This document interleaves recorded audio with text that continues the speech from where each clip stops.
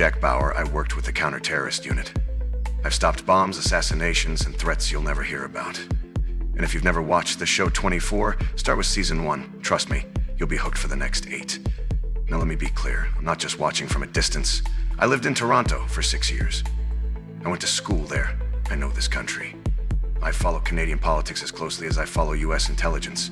Because I'm not just American. I'm Canadian too.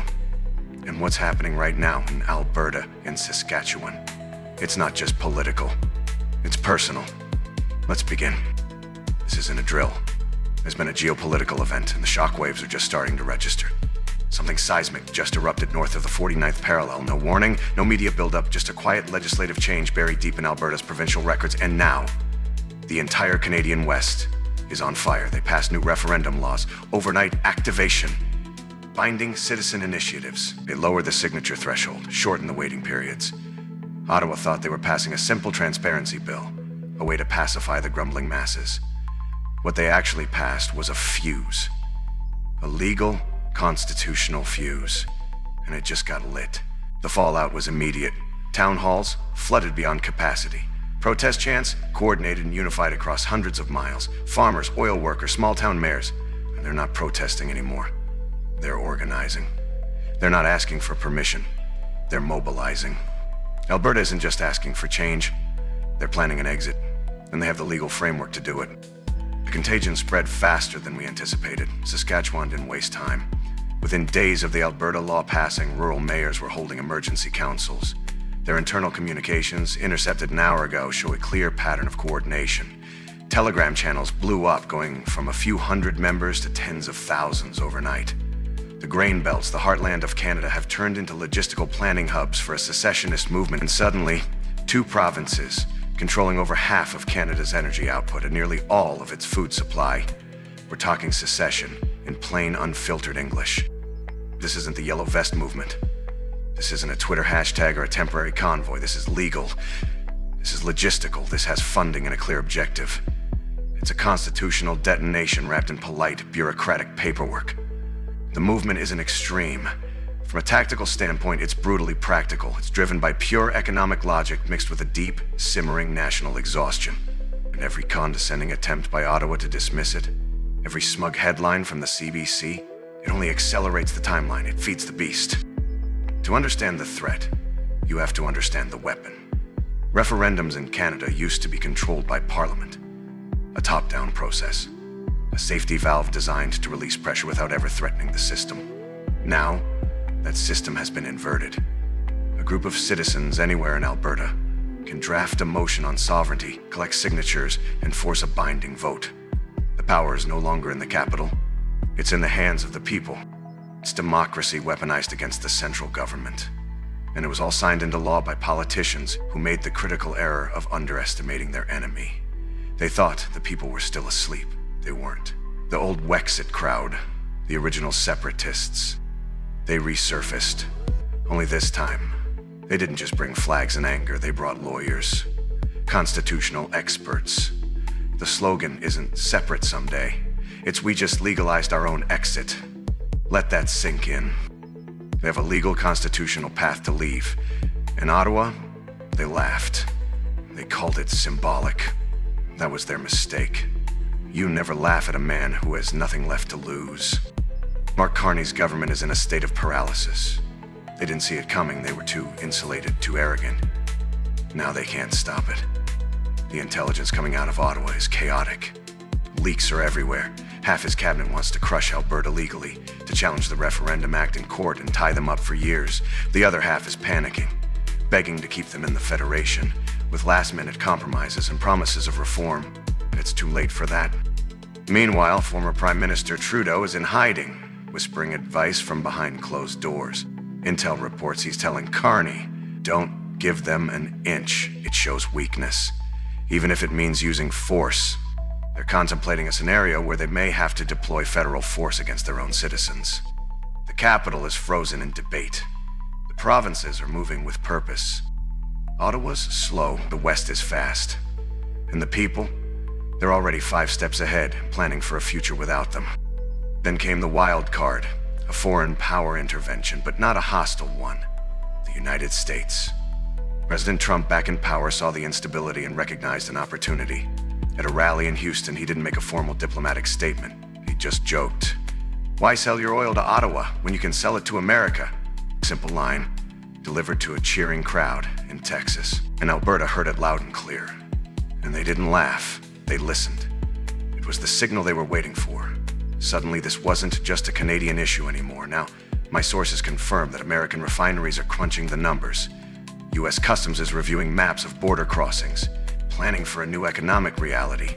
The Pentagon's eyeing strategic defense corridors in the north, and behind closed doors in Houston and Calgary, American energy firms are whispering 3 explosive words to their Alberta counterparts. Welcome to State 51. Let's break down the asset analysis. Alberta sends billions in equalization payments east every single year. That's money taken directly from their oil workers, their farmers, their entrepreneurs, and it's sent to provinces in the east that actively block their pipelines and vote against the West's economic survival. It's a system of economic self-sabotage, and they've been forced to fund it. Now imagine this scenario. Alberta leaves. No more equalization payments, no more federal carbon levies, no more siphoning of their wealth by a hostile government. Just a 15% corporate tax rate aligned with the US and 100% local control over their resources. The math doesn't lie. My analysts confirm it. Alberta would recover a minimum of $40 billion a year. That's not a political promise. That's just simple arithmetic. Ottawa calls the movement dangerous. Alberta calls it economic justice. This is no longer a collection of disparate protest groups. My intel shows they're forming a unified command structure.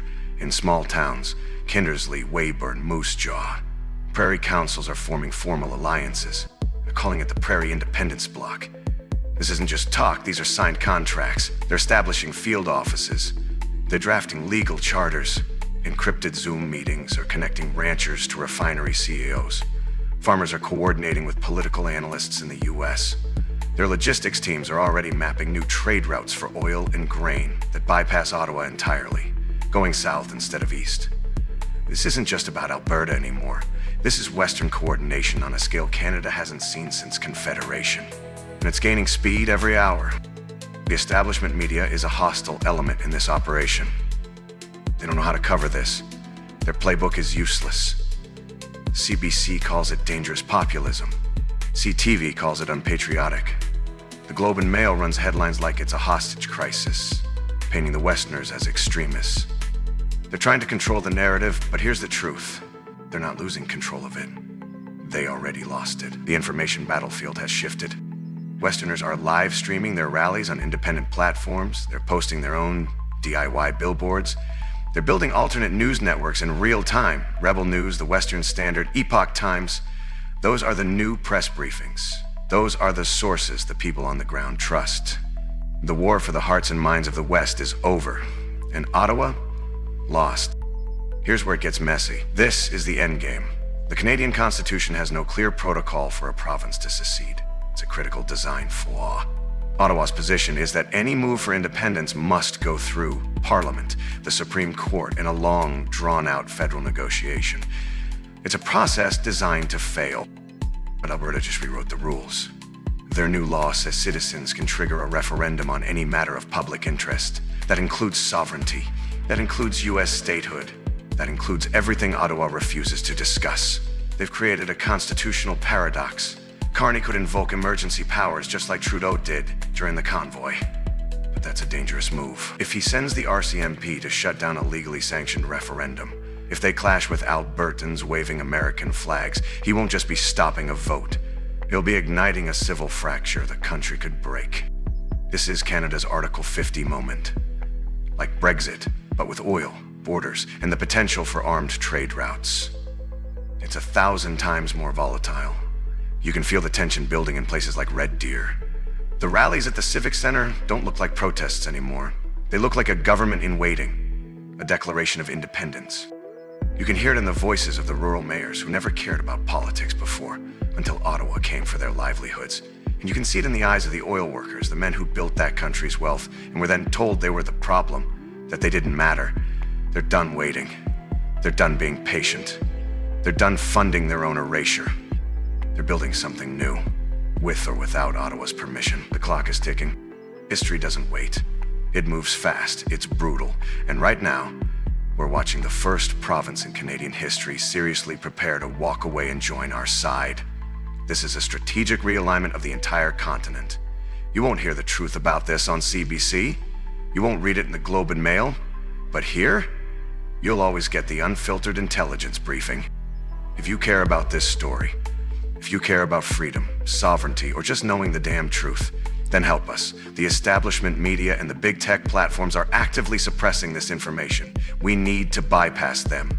Subscribe to this channel, leave a comment to boost the signal, smash that like button, and most important of all, share this video. Because YouTube's algorithm has locked us out of the recommendations. We are on our own, and the only way we grow is if you become part of the mission. This is Jack Bauer for Chris Dallas and Celebrity Recreations. We're not done. We're just getting started. Jack Bauer, out.